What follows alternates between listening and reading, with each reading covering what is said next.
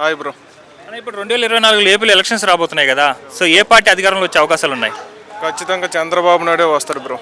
ఎందువల్ల అనుకుంటున్నారు చంద్రబాబు నాయుడు? ఇప్పుడు ప్రజెంట్ అయితే డెవలప్మెంట్ జగన్తో బాగోలేదు కాబట్టి చంద్రబాబు నాయుడే వస్తాడని ఖచ్చితంగా చెప్తున్నాం. కానీ అందరూ సంక్షేమ పథకాలు అందరికి అందుతున్నాయి, ఈసారి కూడా జగనే వస్తారంటున్నారు. లేదు బ్రో, ఈసారి మాత్రం ఖచ్చితంగా చంద్రబాబు నాయుడే వస్తారు. ఎందుకంటే ఇప్పుడు జగన్ పరిపాలన బాగోలేదు కాబట్టి చంద్రబాబు నాయుడు వస్తారు. లేకపోతే పవన్ కళ్యాణ్ అయినా రావచ్చు. అంటే జగన్ పరిపాలన ఏ విధంగా బాగాలేదు అంటున్నారు మీరు? అదే పథకాలు ఏం బాగోలేదుగా, ఎలా పడితే అలా ఖర్చు పెట్టాడు. మరి దానివల్ల నిరుద్యోగులు అందరూ ఇబ్బంది పడ్డారు జాబులు తీయకపోవడం వల్ల. ఇప్పుడు చంద్రబాబు నాయుడు వస్తే మాత్రం బాగుంటుంది బ్రో. ఆ సంక్షేమ పథకాలలోనే 175 సీట్లకు 175 సీట్లు గెలుస్తా అని చెప్తున్నారు కదా. ఏదేమైనా సరే ఈసారి మాత్రం చంద్రబాబు నాయుడు ఖచ్చితంగా ఆంధ్రాకి సీఎం. అంటే టీడీపీ జనసేన అలయన్స్ గురించి ఏం చెప్తారండి? టీడీపీ జనసేన రెండు కలిసాయి. అందుకే నేను జనసేన వచ్చినా పర్వాలేదు, టీడీపీ వచ్చినా పర్లేదు అంటున్నా. కానీ ఎక్కువగా జనసేన రావాలని కోరుతున్నా.